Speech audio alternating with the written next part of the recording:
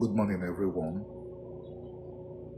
What our friends, especially from Ghana, should know is the subject of this my presentation. Since the past week, the internet has been on fire over the issue of an Igbo who claims to be a king in Ghana, a king of the Igbos. I've seen various Ghanaian responses to him. Fortunately, most of the responses have not been inciting against the Igbo people. So we can engage with them. But I want to make some things very clear. Most of the responses also contain a mistake, at best a mistake, at best again a misrepresentation. I want to alert them. I want to inform them.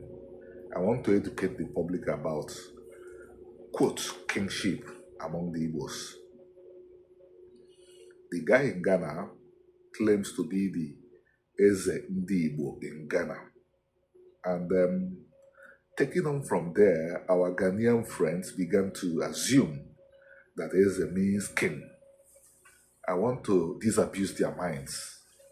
Eze does not mean king.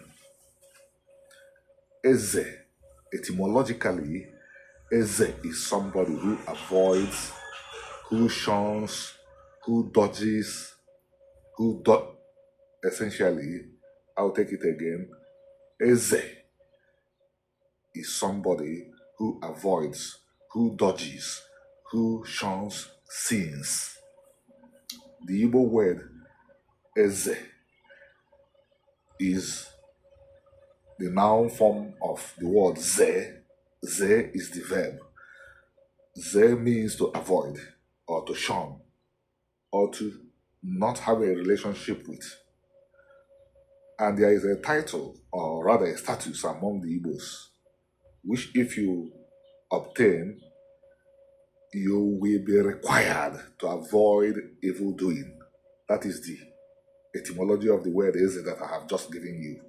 It is not a title for kings. It is not a title for chiefs. Traditionally, the Igbos did not have kings and chiefs.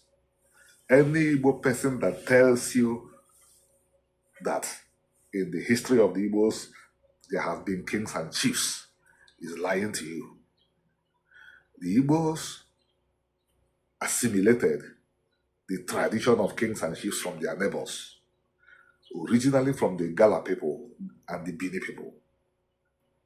Then, going forward, when the British came to Nigeria, they did not see kings among the Igbos.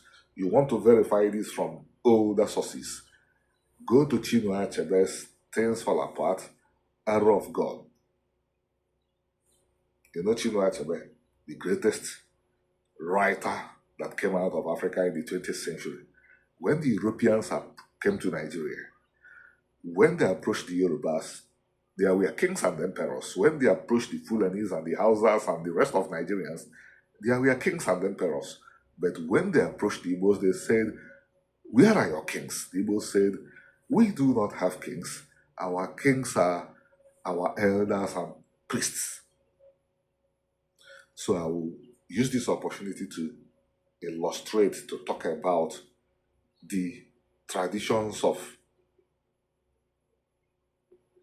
authority among the Igbos. But before I get into this, I will conclude the area of this presentation that has to do with the Europeans. Because they used kings and queens and emperors to administer or rule over the other parts of Nigeria, what they did in the case of the Igbos was to pick up anybody that cooperated with them, brand them warrant chiefs, empower them, and these people are now assuming that they were the kings of the Igbos. No, they were not. So, the traditions of authority of the Igbo people are, number one, the elders. If you go to any Igbo community, by the way, the communities, the structure of the communities themselves will tell you that there was no tradition of kingship. While in the case of Ghana, you would have like the Ashanti. It's a real empire. It's a real empire covering over a large expanse of territory. At the height of its power, it had some kingdoms under it that it had conquered. Till date, the highest center of authority of any Igbo community is the clan, which is just a collection of families. None of them, as at present day, has over 50,000 persons. It's just a community of families, a collection of families. The oldest man among them is the number one person. Not number one in the sense that he has power over any other person, but he is the first among equals. He has a responsibility to aggregate the opinion of every member of the family, of the community, after meetings, and then summarize it and present. And the vote will be taken. Everybody who is an adult male votes. And they have just one vote like this oldest man. Another person that holds a position that is also a status that is also high is the chief priest of that community. He's called Ezemo, while the oldest man is called Okenye. Again, he's the first among equals. He is a supremo only in that sanctuary or shrine or temple where he carries out his official duties. If he comes to the house of another Igbo person, he is not a priest. He is not a priest. So the word Eze was appropriated to this position of chief priest. That is why he's called Eze Mo. Mo means spirit or God. Then you have the generality, a good number of people who decide to take on the status of shunning evil.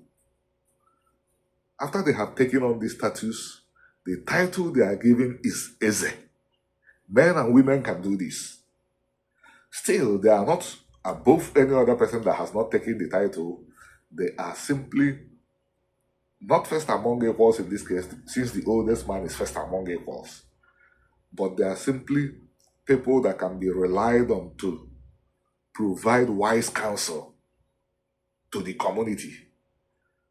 So, ladies and gentlemen, these traditionally are the positions of authority among the Igbos. Eze does not mean king. Eze means avoiding evil, shunning evil, not having anything to do with evil. But because the Igbos have found it extremely difficult to be different from others, so what they are now doing is revisionism, rewriting their histories, making up stories about ancient kingdoms and so on and so forth that existed only in the imaginations of the people making up the stories. Because I'm saying this because I've had Ghanaians saying that they talked to Igbo kings in Igbo land. No, they talk to people who are pretending to be kings. If you want to know how the Igbo authority was administered, read things fall apart and read the Arrow of God. But if you want to approach it from a research angle, read my book, The Igbos and Israel, an intercultural study of the largest Jewish diaspora. It's on Amazon. Then you will have the whole shebang about how the Igbos organized their communities. I will use this opportunity to appeal to our brother in Ghana. If you have served the community of the Igbos there, if you have served them and they made up their minds for you to be given a position to serve more, in order not to offend your hosts, tell the members of the Igbo community to call you the chairman of the Igbo community. We cannot afford to be at loggerheads with the Ghanaian people, even if it is one Ghanaian that opposes your desire to be called a king. That matters. The land is their own. and they have been hosts to the Igbo people. Let us respect that so that Ghana will not be among the places where we will say that the Igbo people were chased away. Thank you.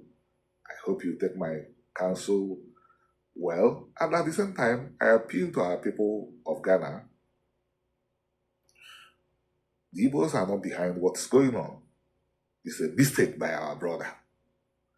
Treat him and treat the Igbo community with kindness. Have a good week.